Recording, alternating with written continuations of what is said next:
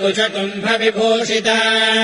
रत्नाङ्गदादिललितकरपद्मचतुष्टया कमले च सुभद्राढ्याख्यभयम् दधतीम् परम् रोमराजिकलाचारुभग्ननाभितलोदरी पट्टवस्त्रसमुद्भासि सुलितम् वादिलक्षणा काञ्जरस्तम्भविभ्राजद्वरजानूरुशोभिता स्मरकाहरिका गर्वहारिजङ्घाम् हरिप्रिया कमठीपृष्ठसदृशपादाब्जाम् चन्द्रसन्निभा